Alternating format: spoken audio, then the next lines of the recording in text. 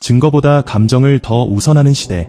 2018년 11월 한 연구원이 그들을 설득하기 위해 나섭니다. 콜로라도주 덴버에서 열린 평평한 지구 국제학회에 참가해서 말이죠. 손뼉치며 열광하는 600명의 골수 신도들 틈에서요. 지구가 둥글다는 건 너무나 당연한 사실이죠. 하지만 이 학회의 참가자들은 모두 지구는 평평하다고 굳게 믿고 있었습니다. 그들에 따르면 지구는 평평하다는 게 은폐된 진실이며 지구가 둥글다고 주장하는 사람들은 모두 순진하게 속고 있거나 진실을 숨기는 악당들이었죠. 은폐의 증거 중 하나는 미국 항공우주국의 알파벳 자릿수를 모두 더하면 666이 된다는 것이었습니다. 그들은 유튜브 동영상 등을 통해 아무도 가르쳐주지 않은 진실을 깨달았다고 했죠. 그들의 주장에 따르면 지구는 평평하고 남극 대륙은 대륙이 아니라 지구 둘레를 따라 세워져 있는 얼음벽이며 지구는 투명한 돔으로 덮여있고 자전과 공전을 하지 않았습니다. 또한 그들은 이렇게 말했죠. 저희는 터무니없는 말을 하는 게 아니라고요. 그 누구보다 증거와 실험 결과를 따져요. 어쩌면 과학자보다 더요. 지구가 둥글다는 증거는 반박 가능하거든요. 그게 바로 지구가 평평하다는 뜻이죠. 그렇다면 궁금해집니다. 이들의 주장이 진짜가 아니라고 반증하는 과학적 증거를 제시한다면 그들은 생각을 바꿀까요? 평평한 지구론 분야의 슈퍼스타 중 한 명인 로버트 스키바는 약 97km 떨어진 지점에서 찍은 시카고시의 사진을 증거로 보여주었습니다. 지구가 정말로 둥글다면 그 곡률 때문에 시카고 도심의 시어스타워는 이미 지평선 아래로 가라앉아서 눈에 보이지 않아야 했죠. 그러나 촬영한 사진에는 시카고의 스카이라인이 뚜렷이 보였습니다. 정말 지구가 평평하기 때문인 걸까요? 연구원은 이 사진의 진실을 밝혀냈습니다. 이는 위신기루 현상으로 신기루 이미지가 실제보다 위에 나타나게 됩니다.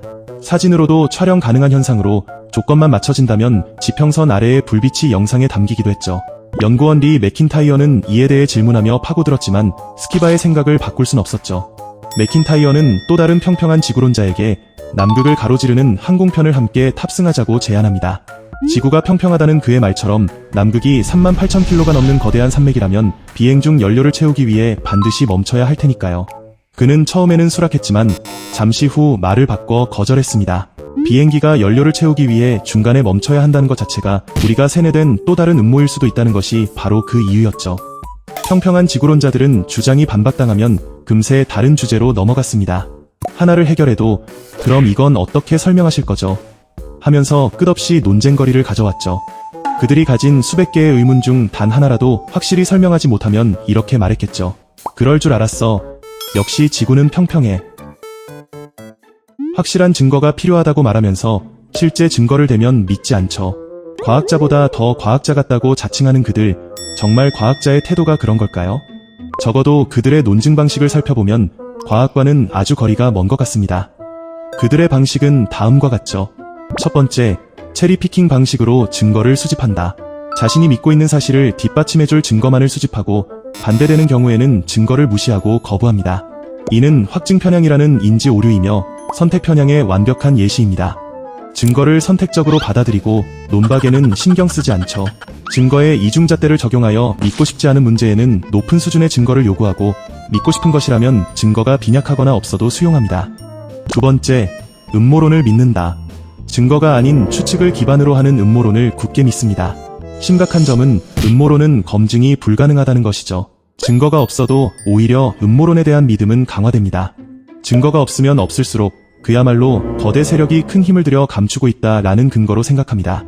세 번째, 가짜 전문가에 의존하고 진짜 전문가를 무시한다. 이들은 전문가에 대해 포퓰리즘적 불신을 가지며 자신과 친분이 있는 전문적인 교육도 받지 않은 자칭 전문가를 더 신뢰합니다. 네 번째, 논리적 오류를 범한다. 논점을 흐리거나 상대방 주장의 약점만 파고들며 이분법적으로 보거나 쉽게 속단하는 등 그저 당신이 틀렸다라고 말하기 위한 모든 비논리적 논증을 반복합니다. 5번째, 과학이 달성 불가능한 목표를 설정한다. 그들은 과학이 완벽해야 한다고 주장하며 100%의 확증을 요구하죠. 그러나 과학은 완벽할 수 없습니다. 어떠한 과학 이론이든 약간의 불확실성은 존재하는데 그들은 이를 악용하여 이중잣대로 사용하죠.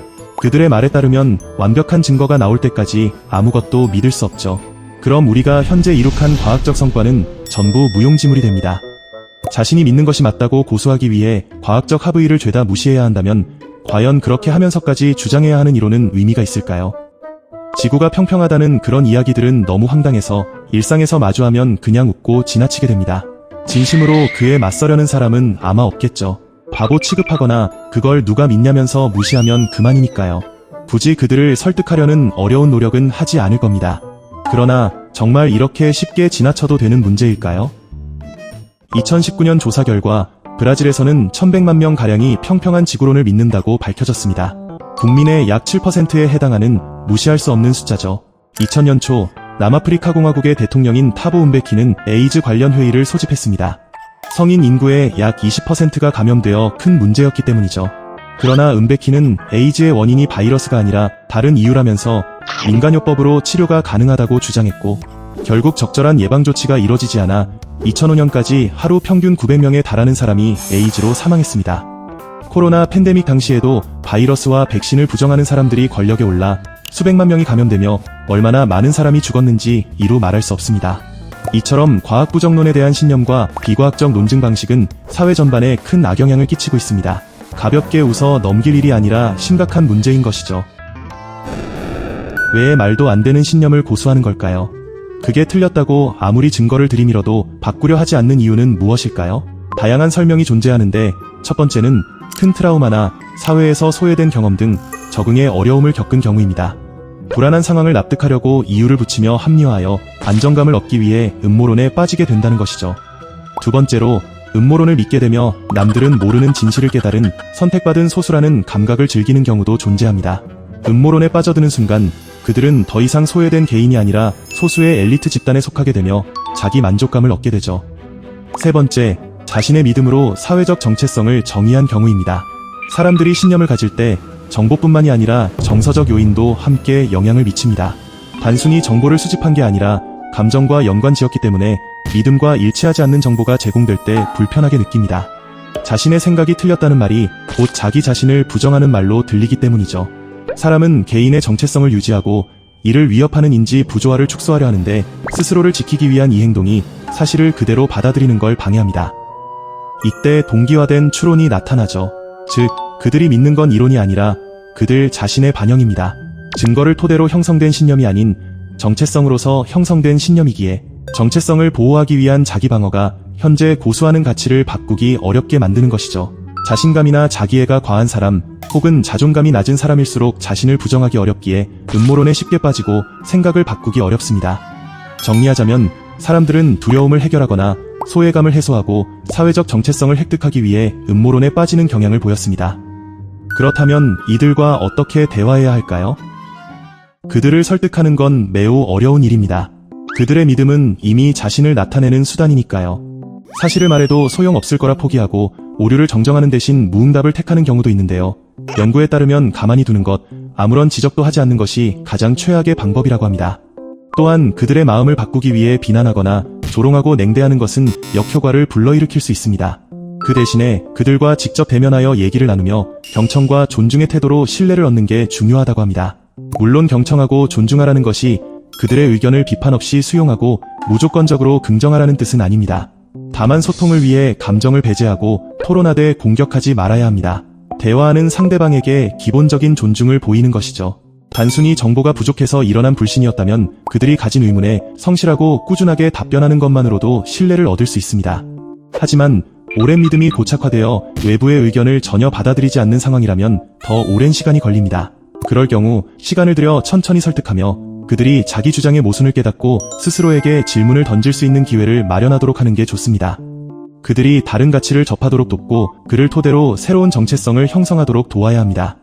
그러기 위해선 신뢰 기반의 유대 관계가 필수적이죠.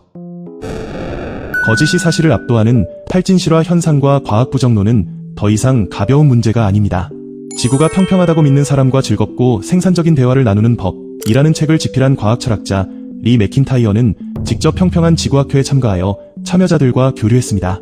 결과적으로 그가 얻은 결론은 다른 사람의 생각을 돌릴 수 있는 건 차가운 조롱도 예명과 무시도 아닌 꾸준한 존중과 신뢰의 표현이라는 것이죠.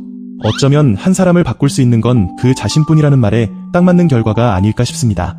주변 사람들이 할 수 있는 건 단지 그 사람이 지금 있는 곳을 벗어나더라도 큰일이 나지 않는다는 것을 보여주는 것 뿐일지도요. 책에서는 더 자세한 내용을 다루고 있으며 연구의 상세한 내역과 출처도 확인해 볼 수 있으니 꼭 한번 읽어보시길 추천드립니다. 감사합니다.